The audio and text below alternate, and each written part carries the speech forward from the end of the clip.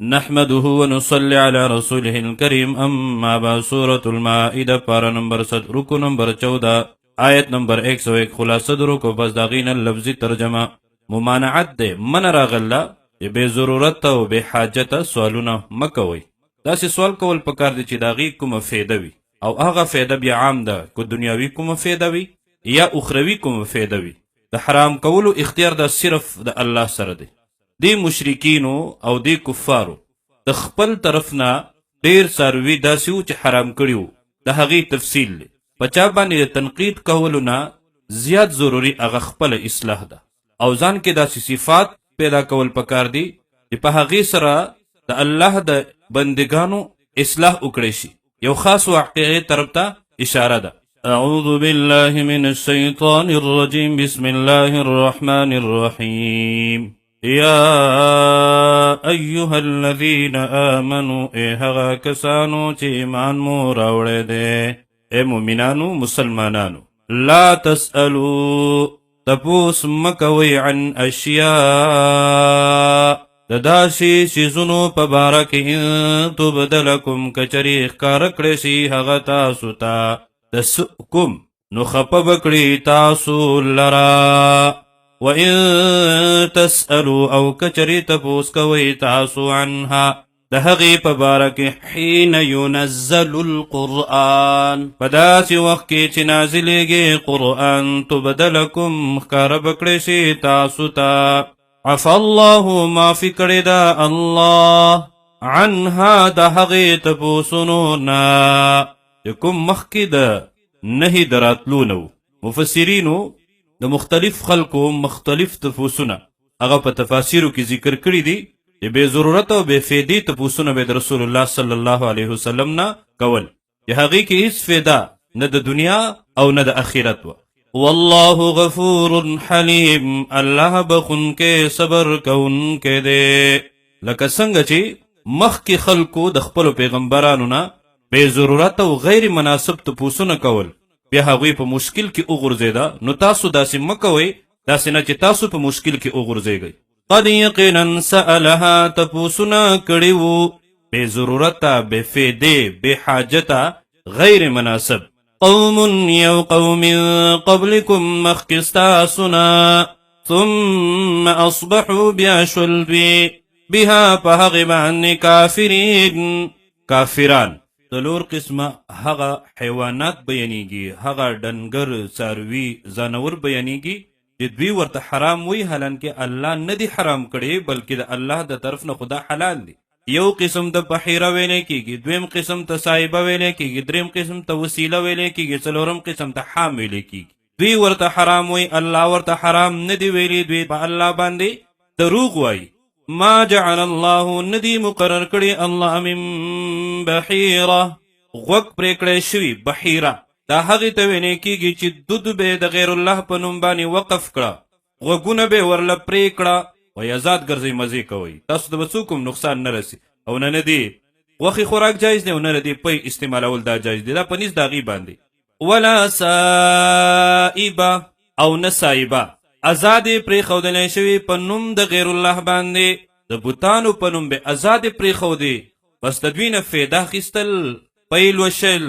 خوراک کول سواری کول دا ټول به د دوی په نیز باندې حرام ولا وصیله او نه وسیله او نه پیوسته شوي د بلې سره دا هغې اوښې ته ویلی کېده چې لس ماده بچي به پرله پسې راوړه بس دا به هم د دوی په نیز باندې حرام شو د دوی نه به دوی فایده نه اخیستله نه به خوراک کاوتې ولا حام او نه بچ شوی شاوالا دا هغه نر به و چې لس ماده به حامله کړي بلار به کړي بس دوی به ویله چې دا اوس هم حرام شو دوی خپله ډیوټي پوره کړې ده د دې نه فایده اخیستل دا جایز نه دي خو دا ګورې الله نو ویلي دا ټولې خبرې دوی د خپل ځان نه جوړې کړې وي ولکن الذین کفروا لیکن هغه کسان چې کفر یې کړی دی یفترون علی الله جوړوي دوی په الله باندې الکذب دروغ وی الله حرام کړی دی په الله باندې دروغ وی الله نه دی حرام کړی بلکې دا د دوی د هغه ناکاره عقیدې د وجې نه حرام دی ځکه حلت حرمت دا اختیار صرف د الله سره دی الله چې کوم حرام کړي دي تر قیامت پورې به حرام یو، چې کوم الله حلال کړي دي تر قیامت پورې به حلال وي. نو دا خو الله حلال کړي دي تر قیامت پورې به حلال وي، حرام نه دي. واکثرهم لا يعقلون، او ډیر د دوی نه عقل نه لري. الکه کچرتا الله حرام کړي قراش اسماني کتابونه شته دی کنه، قرآن دی، تورات دی، انجیل دی، زبور دی، نور صحائف او خیدا غینا. وَإِذَا قِيلَ وَكَلَ چویل شي لهم دویتا تعالوا راشي تاسو الى ما هغست انزل الله چې الله نازل کړي دي، وإلى الرسول او حکم د پیغمبر تراشي، راشي قرآن ته راشي احادیث د رسول الله ته فیصله ومنګ پاغي. قالوا وایدوی حسبنا کافی دې من لره ما هغس وجدنا چې مندل دې من علیه پهغی باندې آباءنا پلاران خپل، مشران خپل. او مشران د هغوی داسې کسانو چې مسلمانان نو، مشرکینو، کفارو، گمراهو، عقل نلاره، هدایت ورسره نو. اولو کان اگر چیو آباؤهم پلاران د دوی لا یعلمون ان پوهیدل شیئا په هیڅ چیز باندې، ولا یهتدون او نه هغوی په هدایت باندې. کله چې تاسو مضبوط شئ په خپل دین باندې، اخلاص پیدا کئ، نو دغه مشرکین، دغه کفار نه تاسو ته نه ستاسو دین ته کوم نقصان رسولی شي. دا ټول نه مخکې خپل اصلاح او د نورو د اصلاح کوشش کول، دا خوی د عادت پیدا کول پکار دی. یا ایها الذین آمنوا، ای هغه کسانو چې ایمان مو راوړی دی، رب العالمین د مسلمانانو مومنانو سره مینه کوي، محبت ورسره کوي، تسلی ورته ورکوي. علیکم پتاسو باندې ذمواري ده انفسکم د ځانونو خپلو، خپله په سمه لار روان شئ، د خپل اصلاح سوچ او فکر کوئ، د ځان نه ډیوه هم نه د جوړول پکار چې نورو ته رڼا کې خپله سوځي. لا یضرکم نقصان نشي در رسولی تاسو ته من ضل هغه څوک چې ګمراه شوي دي اذا اهتدیتم کله چې تاسو په هدایت باندې. او واورئ ګورئ د ټولو پسې الله طرف ته ده، الى الله خاص الله ته، مرجعکم واپس کېدل ستاسو جمیعا د ټولو دي. هر یو انسان په هر هغه عمل چې د کړی دی ګاڼه دی، ښه عمل دی کړلی او که بد دی کړلی. فینبئکم نو خبر به درکړي هغه تاسو ته، هر انسان سره پرشتي دي، هر څه د هر انسان محفوظ کیږي. بما په هغه څه کنتم تعملون چې تاسو به کول. د دې آیات مبارکه شان نزول یو خاص واقعه ده، او تر څو پورې چې دا واقعه اورېدلی شوي نه وي نو د آیاتونو ترجمه کول دا مشکل او ګرانه ده. نو توجه سره دا واورئ او بیا د هغې په فهم کې د دغه آیاتونو ترجمه زده کئ. واقعه دا ده، یو مسلمانو د هغه نوم بودیلو، د هغه دوه عیسایي ملګریو، د یو نوم تمیم او د دویم نوم عادیو. دوی شام ته تللي د پاره د تجارت. دغه مسلمان هلته بیمار شو. کله چې دته اندازه وشو چې زه نشم بچ کېدی، دغه خپل ملګرو ته وصیت وکړو زما چې څومره سامان دی دا ټول به زما ورسو ته ورسوئ. هوښیارتوب یې دا وکړه، د دغه سامان متعلق د یو فهرست تیار کو، پټې پکې کېښودو. کله چې هغه وفات شو دغه ملګرو هغه هلته دفن که. ملګري واپس راغله، هغه ورسو ته اطلاع ورکړو چې کوم سامان و هغه ورته حواله کړه. کله چې هغوی هغه سامان کولاو کو نو په هغه سامان کې هغوی ته یو فهرست میلاو شو چې په هغې کې ټول لیکلي. کله چې هغه فهرست وکوت او هغه سامان یې وکوت نو یو جام دی د سپینو زرو د سرو زرو کار پې شوی دی، هغه جام په دغه سامان کې نشته دی، او چې د هغې قیمت 1000 درهم ښودلی شوي دي. دغه کسان یې راوغوښته، دغه ورسو پې دعوه وکړه چې دې کې جام ورک. هغوی منکر شو، موږ د جام نه یو خبر. نو چونکې دغه ورسا دا مدعیان شو، په دوی باندې ګواه وه چې ګواه به پیش کې، ګواه ورسره نه وه. هغه دواړو ورته قسم وکړه، معامله ختمه شوه. څه وخت بعد هغه جام د مکې په بازار کې میلاو شو. دکاندار سره ته پوښتنه یې وکړه جام چېرته و؟ موږ باندې هغه دوو کسانو خرڅ کړی دی. دوباره دغه تنازعه او مسله مخې ته راغله. دغه ورسو ورته ویل چې تاسو خو قسم کړی چې موږ د جام نه یو خبر، او دغه جام تاسو خرڅ کړی دی، موږ ته به د جام قیمت راکوئ. نو اول د دوی خبره دا وه چې موږ ته نه یو خبر. دوی خپله دعوه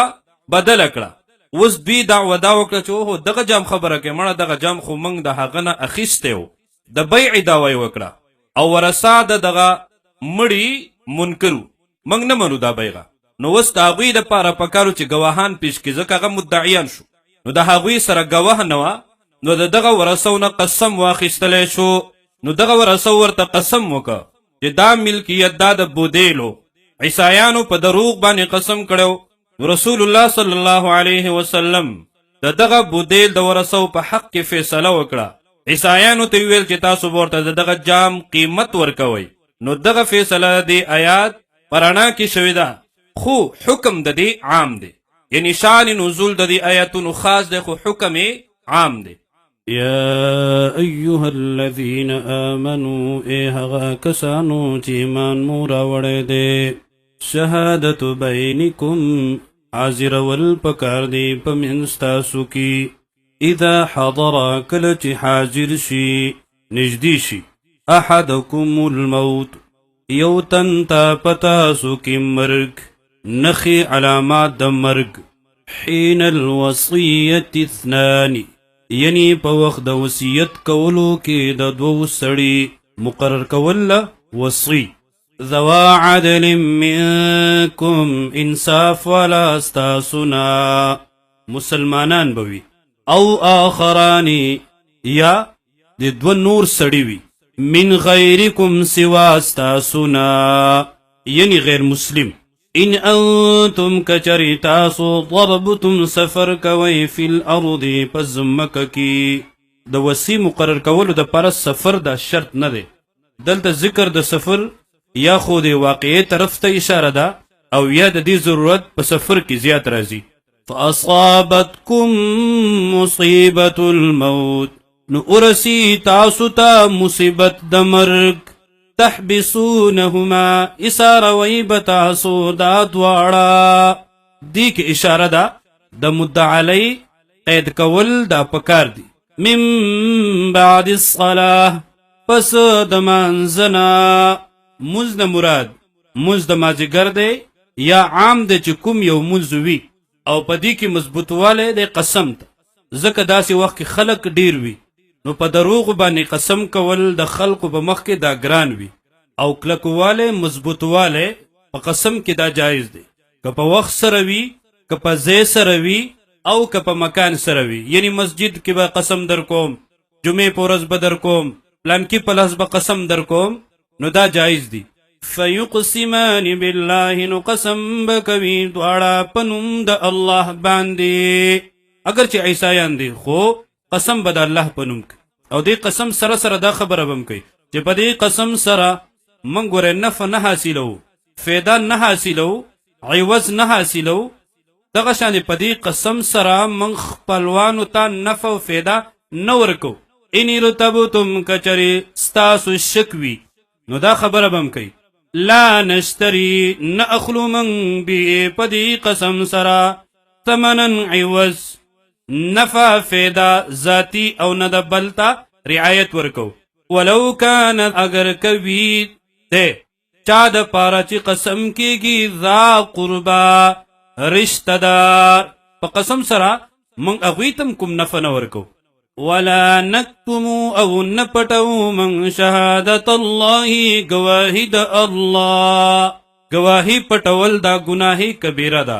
غلطه گواهی کول دا گناهی کبیره ده بنا حقه گواهی کول دا هم گناه ده زمن مراد په قسم سره گواهی پټول ندی غلطه گواهی کول ندی په دغه گواهی سره نفع حاصلول ندی خپلوانو ته نفع و فیده ورکول ندی انا بشک من بیو اذن لمن الآثمین په دغه وخت کې د ګناهګارانو نه کچرته من گواهی پټکړه غلطه گواهیم وکړه دی آیاتی مبارکه کې هغه دویم صورت بیانېږي فإن عثر بیا کچری خبردار شو پته ورته ولګا دا خبر شو علا پدی خبر باندې انهم استحقا چې بشکا دی دواړو کړی دا اثمن گناہ لرا دوی خیانت کړی دی په مال د وصیت کې کوم قسم چې کړی هغه قسم په دروغ باندې کړی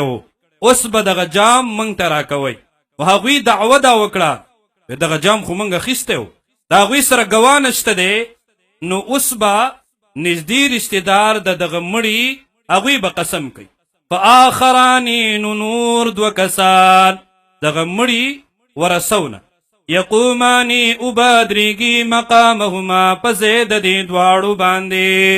مخکې هغوی قسم کړی اوس به دوی قسم کوي من الذین استحقا د هغې کسانو چې دعوا د حق شوې ده علیهم په هغوی باندې الاولیانی چې نږدې به وي دا دواړه مړي ته اوس هغوی دعوه وکړه چې دا موږ اخیستی دوی منکر دي نو دوی به قسم کوي فیقسمانی نو قسم به وکړي دا دواړه بالله په نوم د الله باندې او وایي به لشهادتنا خامخا چې ګواهي زمونږه شهادت په معنا د قسم زمونږه احق ډېر زیات رښتونی دی من شهادتهما د ګواهۍ د دغې دواړو نه د دغه دواړو د قسم نه زمون قسم رښتونی دی ځکه هغوی قسم وکړو دروغ یې بیا هم ښکاره شو وما اعتدینا او زیاتی نه دی کړی موږ په کولو د دې قسم کې که چېرته موږ هم په دروغه قسم وکړو انا یقینا یو به موږ اذا لمن الظالمین په دغه وخت کې خامخا د ظلم کوونکو نه ذالک دا طریقه چې کوم مخکې بیان شوه یا طریقه د فیصلې ادنا ډېره نږدې ده دې ته ان یأتو بالشهادتي چې پیش بکړي دوی ګواهي او بکړي دوی قسم علی وجهها په صحیح طریقه باندې په اصلي طریقه باندې او یخافو یا ویریږي دوی د وجې د الله نه داسې نه چې زمون قسم رد کړی شي لکه څنګه چې د هغوی قسم رد کړلی شو ځکه د قسم نه پس دروغ ثابت ترد ایمان د دینا چې واپس بکړی شي قسمونه د دوی بعد ایمانهم پس دا قسمونو د هغه نورونه واتقوا الله ویریږئ د الله نه په کولو د قسمونو کې په دروغه قسمونه مه کوئ واسمعوا واورئ او قبول کړئ خبره د الله حکم د الله چې کله اورئ د قبلولو په نیت سره اورئ والله لا يهدي القوم الفاسقين الله نور کوي هدایت هغه خلق ته هغه قوم ته چې فاسقان دي